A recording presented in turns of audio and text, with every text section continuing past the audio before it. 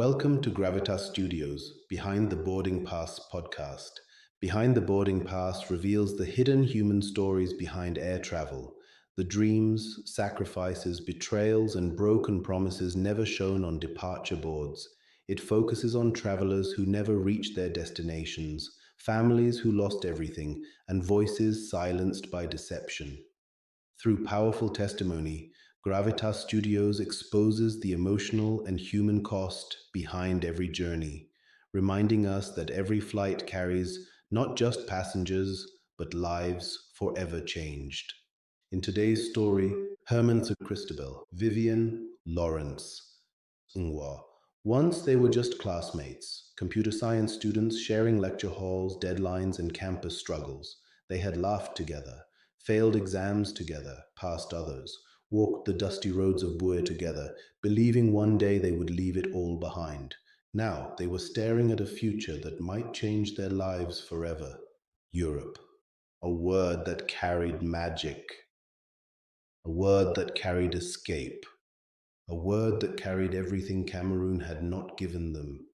Their story began, like so many African migration stories, with a whisper, a voice from far away, a friend who had already crossed the sea, a former student from Buea who now lived in Finland. He called them on WhatsApp one evening and said something that made their hearts stop. There is a man, his name is Mupao. He helps students travel legally. Real visas, real schools. I used him. That was all it took. Hope is the most powerful drug in the world.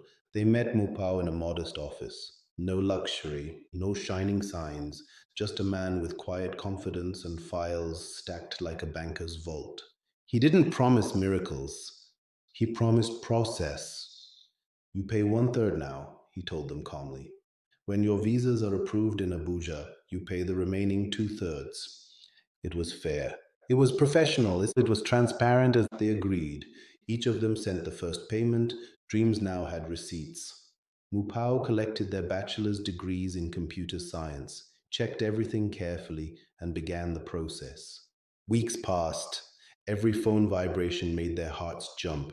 Then, after 2 months, the message came. Three of them, Herman, Vivian, and Lawrence, had been admitted for a master's in data science and analytics. Two, Christabel and Ngwa, had been admitted for a master's in geographic information science. They screamed, they cried, they hugged. For the first time, Europe felt close enough to touch. The embassy requirements were brutal, but Mupao guided them through everything. From Cameroon, they provided passport copies, 4 passport photos, medical insurance, certified bachelor's degrees, criminal records from the Ministry of External Relations. Mupao provided visa application forms, bank sponsorship statements, attestations, sponsor work certificates, 6 months of pay slips, affidavits of financial support. Everything looked perfect. Then came the embassy appointment. Abuja, Nigeria. From Buea to Abuja, 7 days on the road. 7 days of bad roads, borders, bribes, and exhaustion. 7 days of shared fear and shared excitement. When they finally stood before the embassy windows, they handed in their applications with trembling hands. Then they returned to Cameroon to wait. Waiting is torture. Every day felt like a year. Every unknown number felt like destiny. 8 weeks later, it happened. The phone rang. It was the embassy. Your student visas have been approved. The room exploded. Parents were called. Siblings screamed. Neighbors came running. For one night, these 5 young Cameroonians felt like they had already escaped poverty. They rushed back to Abuja for the visa stickers. When they received their passports, they took photos and sent them to their families and to Mupao. The dream was now printed in ink. Europe was no longer an imagination, it was real. Then Mupao made the call. Now please pay the remaining two-thirds. And that was when everything changed. Don't miss what's coming next. Subscribe to Gravitas Studios. Behind the boarding pass, hit the bell, and be the first to catch our newest stories. Share, like, and comment. Your voice is part of the journey. Vivian's parents paid immediately. Lawrence's parents paid the same day. They thanked Mupao like he had saved their children's lives. But Ngwa vanished. No phone, no WhatsApp, no Facebook. 4 days of silence. Then suddenly he appeared. He claimed network problems. He sent a bank deposit slip showing payment. It was fake. Mupao's bank had no alert. Still, Ngwa bought a flight ticket for Saturday. He was planning to leave without paying. But Mupao had an agent at the airport. Ngwa was stopped, arrested. Now he sits in custody with the judiciary police in Douala. A dream turned into a cell. Hermann and Christabel's sponsors lived in Hamburg, Germany. They suddenly changed the story.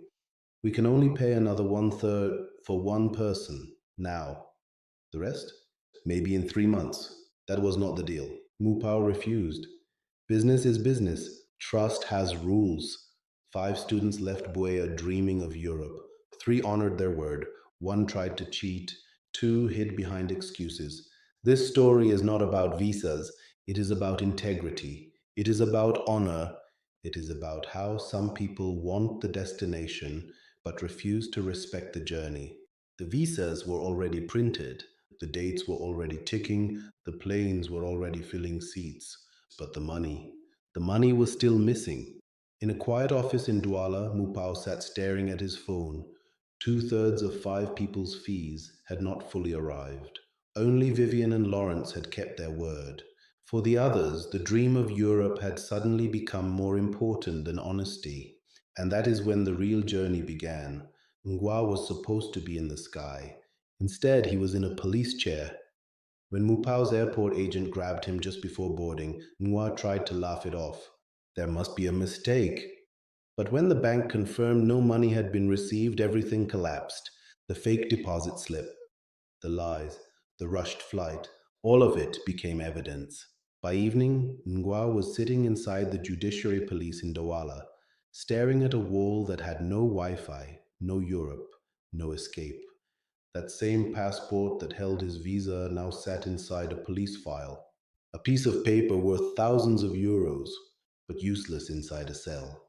His parents were called, and they cried and they begged. But the truth was heavy. Ngwa had tried to steal his way to Europe. While Ngwa faced police, another drama was unfolding quietly. Hermann and Christabel's sponsors in Hamburg suddenly changed their voices. Before the visas, they were confident. Before the visas, they were serious. Before the visas, they were proud. After the visas, they became slippery. Maybe next month. We are under pressure. Just give us time. But Europe does not wait. Flight deadlines do not wait, and agents do not work for free. Mupao warned them. The agreement was clear: 1/3 before, 2/3 after visa approval. There is no extension.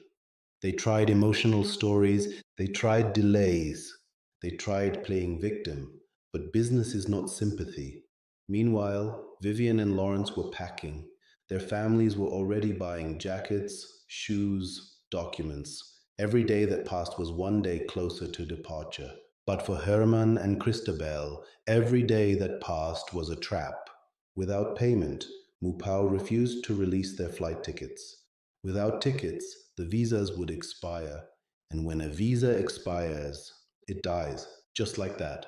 Months of processing, thousands of euros, dreams gone. When word spread in Buea that Noir was in police custody, fear traveled faster than the internet. Herman's family panicked. Christabel's relatives called Germany non-stop. The sponsors in Hamburg suddenly realized something. This was no longer just business. It was now legal.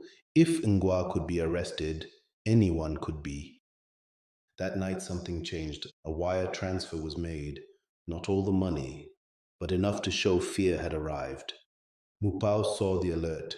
He smiled, but he did not celebrate. Because when people delay payment after success, it means they never intended to pay at all. From inside police custody, Ngwa finally understood something. You cannot run from a contract. You cannot fake a future. His family scrambled. They sold things. They begged relatives. Money began to come in slowly. But now there was another cost: Police fees, legal trouble, shame. Noir would not be flying anytime soon. His visa was ticking. And so was his reputation. Some people think the hardest part of traveling is getting the visa. No, the hardest part is staying honest after you get it. Because once the door opens, your true character walks in before you. If Herman and Christabel lose their visas because of delayed payment, who should be blamed? The sponsors, the students, or the system? Tell us in the comments, because part two of this story is where everything explodes. Thank you for traveling with us on Gravitas Studios, Behind the Boarding Pass podcast. Every journey whispers a story, and every boarding pass carries a truth waiting to be heard. Hit the notification bell and be the first to catch our newest stories. Share, like, and comment. Your voice is part of the journey.